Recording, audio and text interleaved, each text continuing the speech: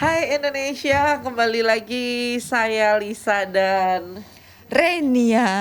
di program ini berbagi cerita dan berita untuk Indonesia lebih baik. Hanya di Mata Milenial Indonesia TV, matanya Indonesia. Dan sebelum lupa, jangan lupa subscribe kanal YouTube kami di Mata Milenial Indonesia TV, subscribe, like, comment, and share. Kalau ada pesan-pesan boleh masuk di situ. Di situ pemirsa bisa lihat ada persembahan untuk Bunda, Try It, yang entrepreneur, Cyber World bersama pakar, pokoknya semua programnya Mata Milenial Milenial. Indonesia TV ada di situ. Boleh juga loh kalau mau jadi followers IG-nya Mata Milenial Indonesia TV. Boleh juga. Mau jadi followersnya? Oh, belum ada ya? Belum ada. Tapi kalau mau persembahan untuk Bunda fanpage-nya Persembahan Bunda di bisa di Facebook. Try It udah ada IG-nya ya? Udah ada. Try It. Terus tiba-tiba ntar ada yang komen, kalau mau follow IG-nya Mbak Renia gimana gitu. Ada di Facebook. Follow dulu apa namanya? Oh, nggak bisa ding. follow aku aja di IG. Follow aku di IG di Elmayana Sabrenia ya. Episode kali ini kita dikasih PR apa nih? Autoimun. Ini apa sih ini autoimun? lupus itu ya? No. Kan sempet, beda ya? Beda. Autoimun itu penyakit sendiri. Nah, penyakit itu juga sendiri, jadi jomblo juga. penyakitnya para jomblo. Bu, ibu matanya di atas, Bu. Kok pakai kok ada yang kurang apa ya gitu. Oh iya. Lu main host kita ini ya. Dangdutan terus ya. Aduh. Autoimun. Oh, yang waktu itu sempat rame ya sama. Iya, ini sebenarnya apa sih dia penyebabnya tuh apa sih autoimun ini ya? Belum sih, sama ini nanti itu ada bocorannya di segmen 2 sepertinya. Oke. Nah, sekarang di segmen pertama kita bahas tentang ini kita akan bahas, wow, ini kayaknya ngasih PR saya banyak ya. Durasi 15 menit, 20 menit, tapi saya cuma dikasih selembar. Nggak apa-apa. Kita disuruh ngoceh aja ini kayaknya. Nih. Nah, ini ada obat-obat yang katanya ampuh buat COVID. Mulai dari susu beruang. Ada korban itu belanja susu beruang? Enggak. Dari beberapa sumber dilansir ada khasiat kelapa hijau. Kita kelapa hijau dulu ya. Menetralisir racun. Air kelapa hijau mengandung antidotum atau anti racun dan tanin yang sangat tinggi, serta kandungan zat kimianya yang menonjol berupa enzim dapat mengurai racun yang ada dalam tubuh dan akhirnya menetralisir. Terus untuk masalah pencernaan, air kelapa hijau akan memperbaiki masalah pencernaan yang biasa diawali oleh susah buang air besar atau sembelit. Air kelapa hijau akan mengurai racun dan sampah dalam perut sehingga Anda akan lebih mudah untuk buang air besar. Oke. Terus apa lagi tuh, Rin? Fungsi air kelapa hijau, manfaatnya nih dari yang 2 tadi. Yang ketiga, memperbaiki metabolisme. Air kelapa juga dapat membantu memperbaiki proses metabolisme di dalam tubuh. Ini membuatnya mampu menurunkan resiko sejumlah penyakit metabolik seperti penyakit jantung. Penyakit metabolik itu ditandai dengan tekanan darah tinggi, gula darah tinggi, semuanya serba tinggi.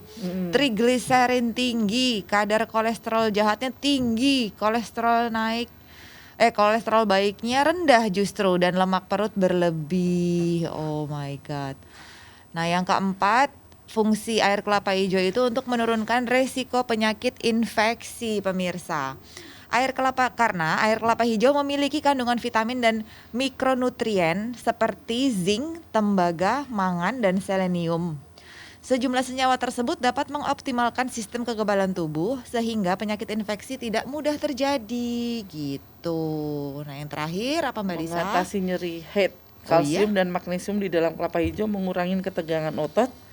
Vitamin C-nya merupakan zat anti-inflamasi yang membantu meringankan rasa sakit akibat kram menstruasi.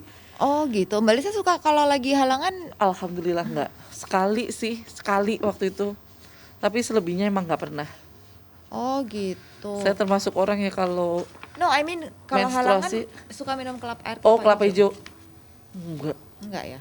Kunyit, Oh, kunyit justru. kunyit Yes, asam gitu. fungsinya sih agak-agak mirip ya. Heeh. Kunyit sama air kelapa Kalau hijau air ini. kelapa hijau ini aku sempat mengkonsumsi itu pada saat hamil. Oh iya, katanya bagus ya. Katanya bagus, tapi aku lebih ke arah karena aku ngerasa waktu aku hamil aku air putih nggak terlalu doyan, tapi kan mandi juga nggak suka kan. Jadi air kelapa hijau ini air kelapa pilihannya. hijau, aku sering beli gitu. Oke. Walaupun susah banget ya nyarinya air kelapa hijau tuh. Iya, benar. Apa kadang-kadang suka bohong juga. Ini kelapa hijau bukan? Iya, cepet aja. Iya, kelapa hijau asal dibeli gitu kan ya. Ternyata bedanya sendiri tuh katanya kalau kelapa hijau dalamnya tuh warna pink ya.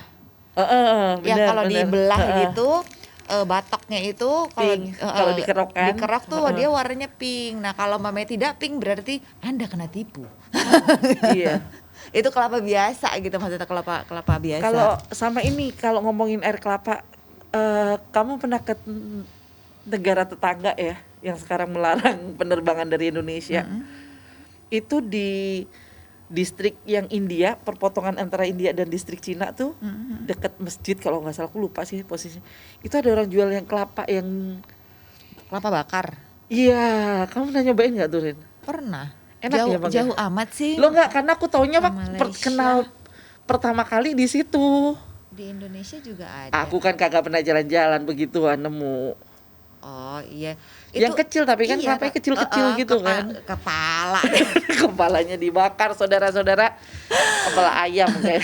Kelapa apa sih kepala lagi? Kelapa Thailand ya? Iya. Iya kan? Yang kecil terus biasanya dia udah nggak ada kulitnya, ya kan? Bener. Yang putih gitu aja. Itu juga enak banget sih. Dagingnya tuh Aku lebih belum pernah tebel. nyoba. Dagingnya lebih tebel. Terus kenyalnya gurih aja sih gitu. Aku lihat waktu itu, tapi aku nggak kepengen nyoba gitu loh. Cuma ngeliatnya kok orang-orang ngantri gitu kan, rame banget kan. Itu emang di sini ada. Oh, aku nggak pernah nyoba dan belum pernah tahu. Nanti aku kasih Mungkin tahu Trait belinya di mungkin mana. bisa coba ya. Jadi bisa jadi bahan tuh kelapa bakar tuh. Iya. Gitu. Apa? Kalau korban susu beruang kemarin di sini sempat rame kan. Sampai ada yang belanja. Wow, Tapi banyak emang banget. bener gak sih susu beruang tuh bisa membantu kita menambah imun terus mencegah COVID? Kayaknya sekarang apa-apa dibikin ini deh. Dibikin bisa ya. Dibikin bisa. Padahal intinya ketahanan imun di badan kita tuh kan apa ya, gimana ya Mbak? COVID nih sebegitu mengerikannya, akhirnya orang jadi apa aja yang supaya laku jadi dibilangnya Bener. bisa Setuju. buat menambah imun buat menangkal COVID. Setuju aku, gitu. setuju banget, sampai obat cacing lah ya. Iya, kayak memanfaatkan situasi banget gitu. Padahal hati senang, tidur teratur. Pokoknya intinya jiwa yang sehat itu pasti imunnya ini deh. Lebih oke. Nah makanya tuh Menangkal penyakit apapun, gak cuma COVID. bener, ya kan? tapi bener itu bener banget satu. Terus yang kedua, nurut sama prokes, udah. Iya, hanya itu Karena aja. aku jujur ya, kalau aku lagi buka-buka Instagram, aku suka sebel ketika ngelihat di luar negeri tuh udah ada rave party gitu kan, udah bisa nonton bola gitu. Di sini masih pakai masker, masih WFH gitu kan. Iya. Aku kemarin sempat sebel loh ngeliat itu. Ya Allah, mereka udah rave party di apa sih itu? Apa ya istilahnya kalau bukit yang di antara bukit itu, nama ininya tuh Lembah. Coba kebayangkan, keren banget. Dan itu bukan yang satu dua, banyak banget. Terus film-film di luar nih yang serial aku tonton waktu pertengahan 2020 sampai akhir tahun, sampai ya Januarian lah ya, itu mereka masih beberapa pakai masker. Sekarang udah enggak, walaupun ada beberapa yang pakai masker tapi sudah yang bisa kebuka gitu loh, yang mereka bisa. Kapan Indonesia ini segera seperti itu? Iya. Sementara di kita untuk mendisiplinkan mereka yang nggak mau vaksin aja susahnya Susah juga minta ampun gitu loh. Aduh. Dan yang lebih sakit itu ketika nih buka-buka Femina ya. Kita masih ngomongin vaksin, pembagian vaksin dan lain sebagainya, orang-orang yang nggak nurut. Di Amerika, beberapa orang sudah traveling keluar angkasa. Kita keluar kota dulu aja kali. Belum bisa. Nih aku baca ya. Bagi para miliarder, traveling keliling dunia rupanya sudah sangat biasa. Yang luar biasa adalah jalan-jalan ke luar angkasa. Sebagaimana yang dilakukan oleh Jeff Bezos dan Sir Richard Branson. Dan sebentar lagi Elon Musk. Ini bacanya Elon Musk ya. Itu sudah jalan-jalan, udah keliling. Jeff yang kini sudah merupakan orang terkaya di dunia tak mau ketinggalan, bertepatan dengan 52 tahun pendaratan Apollo 11 di bulan pada 21 Juli lalu. Jeff mengangkasa dengan roket terbaru buatan Blue Origin, perusahaan miliknya, yang bernama New Shepard. Ia tak traveling sendirian, melainkan ditemani adiknya Mark, pakar penerbangan angkasa asal Texas Wolfgang, dan pelajar 18 tahun asal Belanda Oliver Damon. Roket yang membawa mereka terbang ini selama kurang dari 11 menit itu berhasil mencapai ketinggian 106 km. Apa sensasi yang didapat dengan perjalanan keluar angkasa tersebut? Salah satu yang dikejar adalah pengalaman langka ketika mencapai gravitasi nol. Melayang gitu ya. Iya, apa sih Mbak?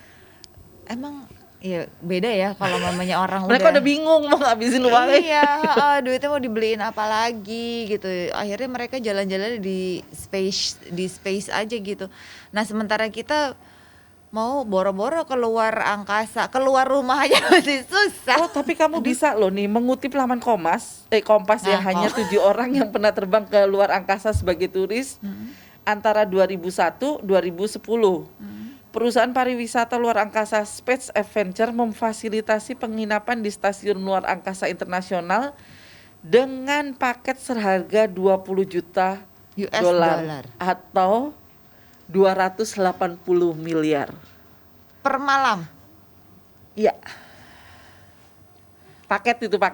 Enggak, pertanyaan aku tadi di awalan Mbak Lisa membuka kalimat itu dengan ini kamu bisa. Maksudnya kamu bisa. Makanya kalau kamu punya uang 280, kamu bisa ngambil paket yang 20 juta aja. Atau kalau mau yang agak enakan dikit, 40 juta dolar US, itu harganya 560 miliar per kursi. Tuh, seru kan?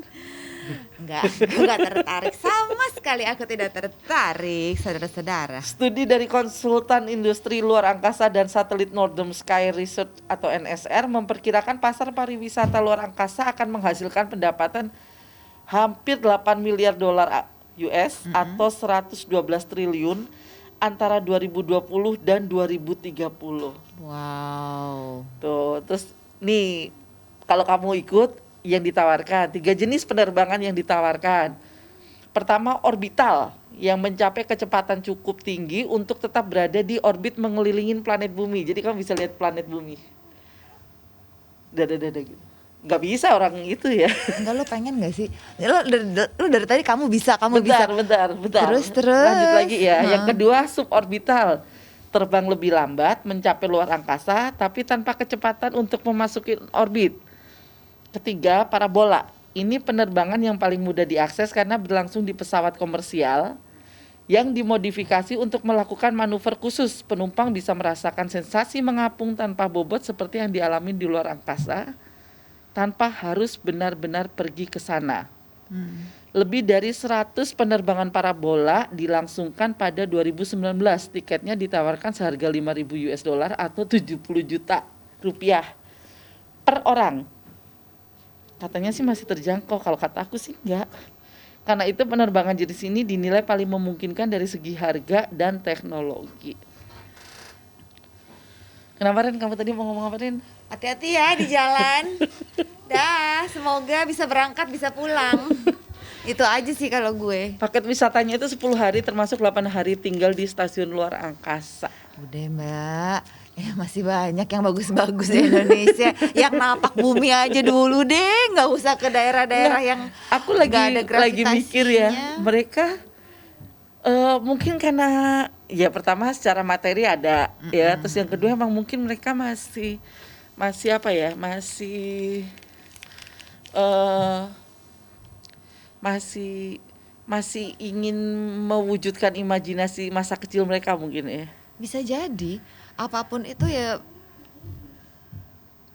apa ya, nggak sembarang orang, nggak semua orang juga kan yang bisa kayak gitu ya. Iyalah Jadi pasti kan secara kesehatannya juga harus. iya pasti tes kesehatannya juga kayak pilot-pilot NASA gitu Heeh. kali ya, yang mereka kerjaan emang mondar-mandir bumi ke planet lain, bumi planet lain gitu kali. Enggak sih, dari tadi Mbak Lisa cerita gue yang oke. Tapi bener-bener ya, makanya yang aku bilang kadang aku suka gini, ketika orang lain sudah bisa menciptakan apa namanya ke bulan gitu, udah jadi konsumsi umum gitu ya, publik gitu, kita masih aja berkutat di hal-hal yang kayak gitu. Ya itu tadi, yang lain udah nonton bola, Heeh. kita masih ngomongin masih banyak lo yang belum vaksin, masih banyak lo yang nggak prokes. Angka kemiskinan di negara tersebut mungkin tidak setinggi di tempat kita mungkin, Mbak.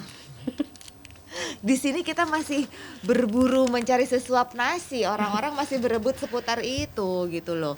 Masih yang penting gimana menghidupi keluarga sendiri dulu. Nah iya, tapi selain itu karena kalau menurut aku orang-orang di luar sana itu, untuk yang memang sudah kayak Singapura kan sudah bebas kan sekarang kan, mereka menganggap ya udah COVID itu kayak flu biasa gitu kan, karena mereka nurut. Iya, Intinya kan disiplin. mereka nurut, disiplin sama pemerintah. Prokes. Terus habis gitu vaksin toh vaksin gratis gitu loh. Iya, Ya kan? heeh.